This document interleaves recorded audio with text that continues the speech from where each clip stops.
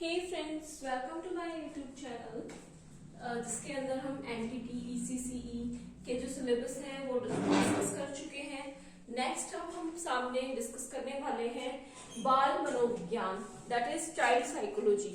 इसके अंदर हम चाइल्ड साइकोलॉजी के बारे में आज डिटेल से डिस्कस करेंगे और आज हमारा जो डिस्कशन करने का पैटर्न रहेगा वो कुछ इस तरीके का रहेगा कि सबसे पहले हम जितने भी क्वेश्चंस हैं उनको डिस्कस करेंगे डिटेल में। मतलब एक क्वेश्चंस कैसे पूछे जा रहे हैं, क्या एक चाइल्ड साइकोलॉजी का जब बात करते हैं तो क्या माइंड में एक पिक्चर क्रिएट होती है। तो शुरुआत हम यहीं से करेंगे। तो चलिए बिना देर किए हुए वीडियो स्टार्ट करते हैं। चलिए देखते हैं। फर्स्ट क्वेश्चन है हमारा कि What do you understand by child psychology, यानी कि बाल मनोविज्ञान से आप क्या समझते हैं। बाल मनोविज्ञान बेसिकली होता क्या है, बाल मनोविज्ञान का अर्थ तथा परिभाषा दीजिए। बाल मनोविज्ञान एवं बाल विकास में क्या अंतर है। बाल विकास और बाल मनोविज्ञान, बाल विकास और बाल मनोविज्ञान दोनों में पहले तो हमें डिफाइन करना है, इनकी डेफिनेशन देनी है, उसके बाद में हमें डिफरेंस बताना है कि इन दोनों के अंदर डिफरेंस क्या है। देखिए पहले तो हम इनके डिफरेंस को समझेंगे। बाल विकास से तात्पर्य है बच्चे के विकास से, यानी कि चाइल्ड के जो चिल्ड्रन है या चाइल्ड है हमारे, उसके डेवलपमेंट से। डेवलपमेंट मतलब उसके विकसित होने से। और विकास के चरण काफी हो सकते हैं, जैसे मानसिक विकास हो गया, शारीरिक विकास, मानसिक विकास में बौद्धिक विकास आ गया, तार्किक विकास, बौद्धिक विकास, ठीक है। तो ये एस्पेक्ट्स हैं किसके, विकास के। मनोविज्ञान बाल विकास का एक रूप है, बाल मनोविज्ञान।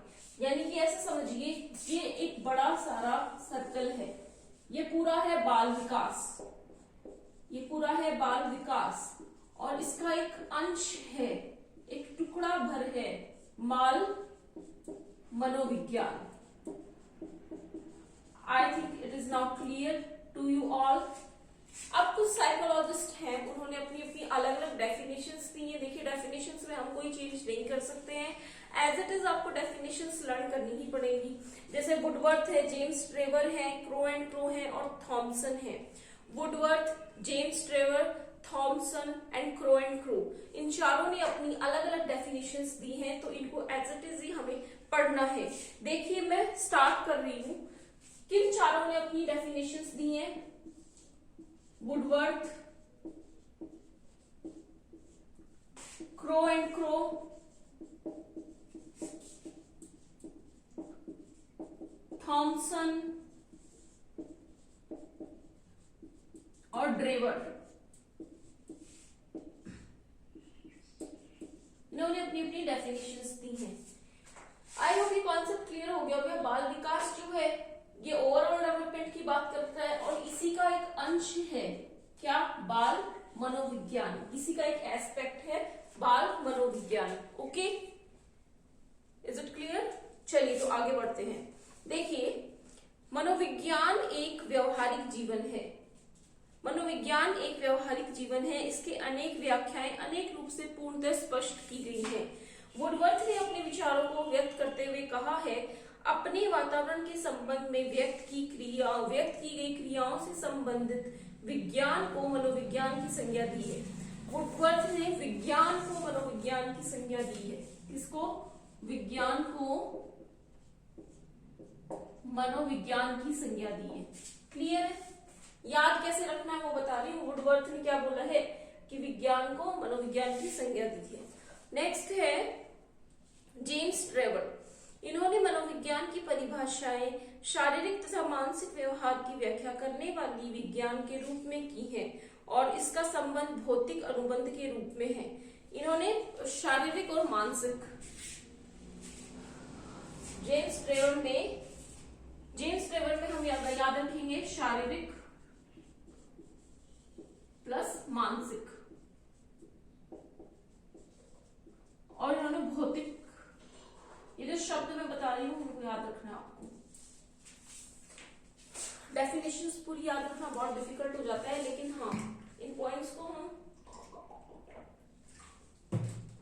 याद रख सकते हैं। नेक्स्ट है, आगे देखते हैं, मनोविज्ञान की उपयुक्त परिभाषाएं प्राणियों के मानसिक तथा शारीरिक व्यवहार का अध्ययन एवं उन पर पड़ने वाले प्रभाव आदि सभी का अध्ययन करती है।